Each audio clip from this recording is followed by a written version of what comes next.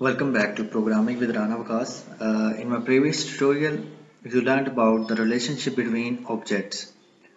So in this video, you will learn about the relationship between classes. So we call the relationship of classes as inheritance. As in our real life, what is meant by inheritance? Inheritance means some characteristics or some properties coming to us from our parents or from our grandparents. So in this video, we will talk about the parent class and the child class.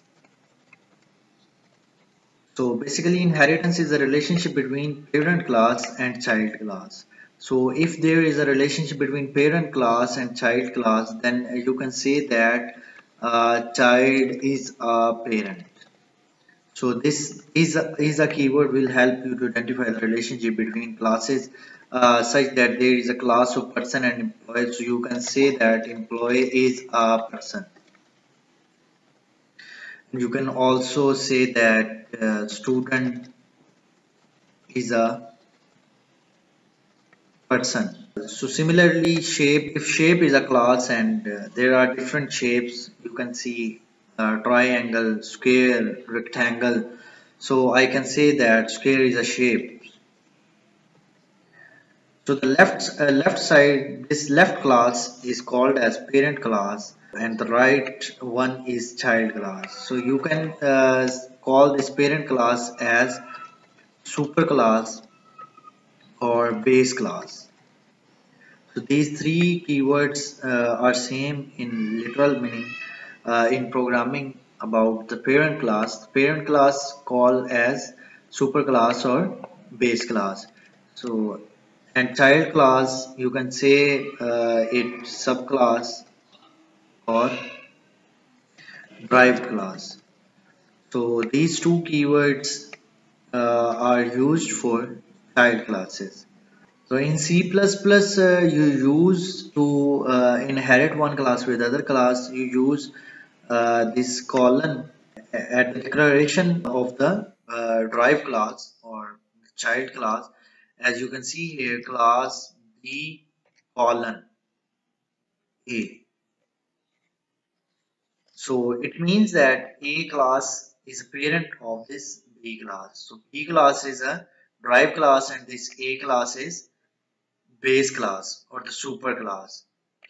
So whenever there is a relationship in inheritance between two classes, it means that whenever you declare object of B class, then the properties and characteristics or variables of this parent class also present in this class B, and you can use the properties of class A by using the object of class B. So let's take an example. So here is class of person. Let's suppose person has some ID, integer ID and string name. So let's suppose here is constructor.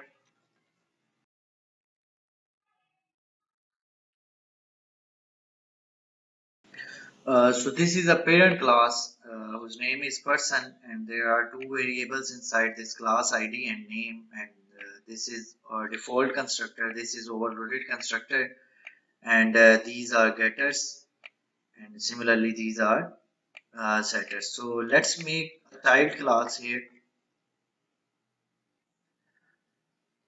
So the child class is class employee colon.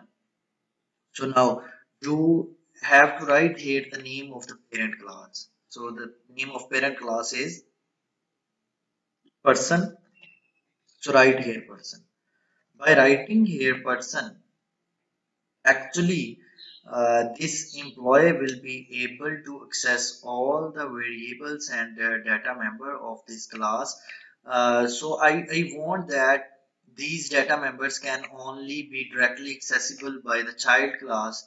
No other one can access these variables directly. So you have to write here protected. What is mean by protected? Protected means only the child class can access these member variables directly without using any function. And if any other class declare object of this person class, so that class will not be able to access the data members of that person class directly, because that are private for all other classes, and the variables are the variables of person class are public only for this employee class. So employee has, let's suppose employee has salary, so write here double salary. So here is public employee, and here I want to initialize the salary with 0.0. So let's suppose if someone declare object of this employee class here E, so he will pass here employee ID, employee name, and the employee salary. Let's suppose this is employee salary. So let's make here constructor, overloaded constructor of this employee class. Well, the first parameter should be integer ID, second parameter should be name, and the third parameter should be double salary. So now you want to call here overloaded constructor of this person class, means you want to call the constructor of parent class in child class, and you want to pass this ID and this name to that constructor. So for that you have to use here base initializing list. What is mean by base initializing list? Base initializing list means you are writing this colon at the header, at the end of the header of this employee overloaded constructor, and you write here overloaded constructor of parent class. So pass here ID and name. So this ID basically will go into this ID parameter. This ID parameter will go into the class variable, which is this integer ID. So basically whenever you use this operator, so you are basically pointing to this class variables. So I am using here base initializing list, and let's store the salary into the class variable salary. So this arrow salary is equal to salary. So let's make here our display function of this employee. Display. Let's see out here ID. As you can see here, I am directly accessing this ID variable. In fact, this ID is not present in this employee class. It's present only in this person class, because the relationship between this employee and person is inheritance. So that's why I can write here directly this ID variable, cout name and cout salary. So let's run this code and check what will be the output. So before run this code, you should call here e.display. So as you can see here, the child class is accessing all the variables of the parent class. So as you can see here, there is only one parent and one child.